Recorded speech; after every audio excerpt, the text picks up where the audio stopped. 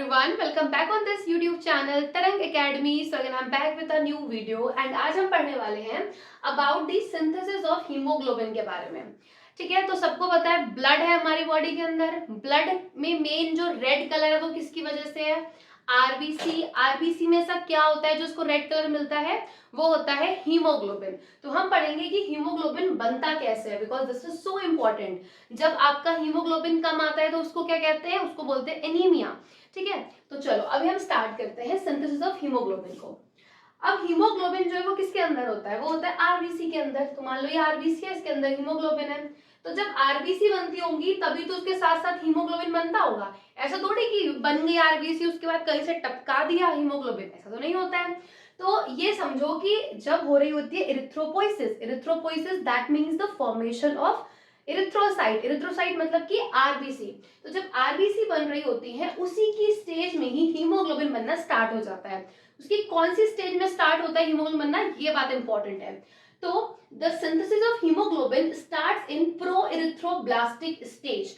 मतलब इरिथ्रोसाइट बनी नहीं है, यहाँ पर भी क्या है? Erythroblastic stage. तो ये ध्यान रखना, प्रो इरिथ्रोब्लास्टिक स्टेज में स्टार्ट होती है. एंड हीमोग्लोबिन अपीयर कब होता है? अब ये दोनों ही क्वेश्चन आपसे आपके एग्जाम्स में, आपके वाइवा में पूछे जा सकते हैं, आपको पता होना चाहिए. स्टार्ट हुई प्रो इरिथ्रोब्लास्टिक स्टेज में एंड हीमोग्लोबिन अपीयर कब हुआ? इंटरमीडिएट नॉर्मोब्लास्टिक स्टेज में.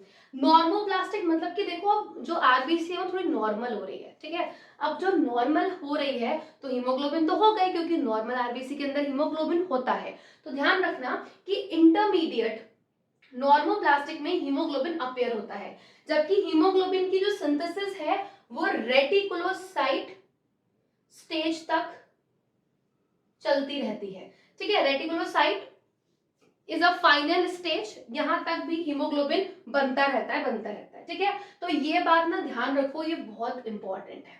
ठीक है, मार्क करके रख लेना कब कब अपीयर होता है हीमोग्लोबिन और कब स्टार्ट होता है.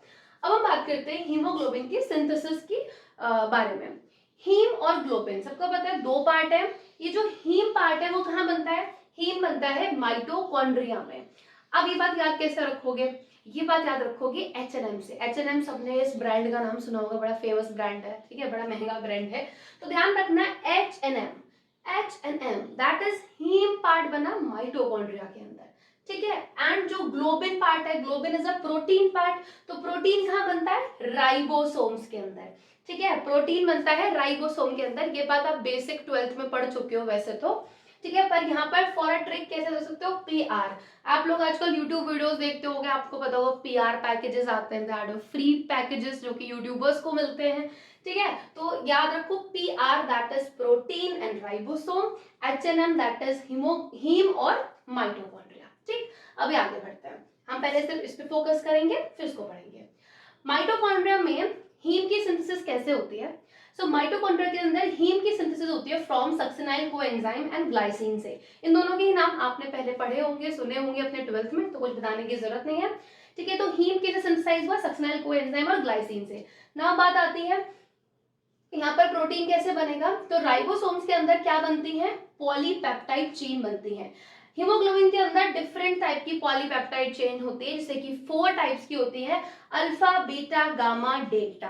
ये हम पढ़ चुके हैं. ठीक है, ये 4 तरीके की चेन पाई जाती है हीमोग्लोबिन के अंदर. और इन चारों ही पॉलीपेप्टाइड चेन में डिफरेंट अमाइनो एसिड्स होते हैं, इसीलिए डिफरेंट है. पॉलीपेप्टाइड चेन क्यों अलग है एक दूसरे से? क्योंकि उनके अंदर अलग अलग अमाइनो एसिड्स है, इसलिए अलग है. ठीक है, तो ये डिफरेंट अमाइनो एसिड होते हैं, जिसका कहाँ पे फॉर्मेशन होता है? राइबोसोम के अंदर होता है. अब एक जगह पे तो बन गया माइटोकॉन्ड्रिया में हीम, और प्रोटीन बन गया राइबोसोम में. अब इन दोनों को मिलाना बहुत इंपॉर्टेंट है, क्योंकि ये दोनों नहीं मिले तो हीमोग्लोबिन नहीं बन पाएगा. तो बात आती है इनके कॉन्फ़िगरेशन की. कॉन्फ़िगरेशन कैसे होता है कि एक पॉलीपेप्टाइड चेन होती है, मान लो एक अल्फा चेन हो गई, और उसके साथ में एक हीम का मॉलिक्यूल होता है. तो हर एक हीमोग्लोबिन के अंदर 4 पॉलीपेप्टाइड चेन होती हैं. जैसे कि अगर हम बात करें बेटा एडल्ट्स की, तो एडल्ट में 2 अल्फा चेन होती हैं, 2 बीटा चेन होती हैं. तो ये 4 पॉलीपेप्टाइड चेन हो गई.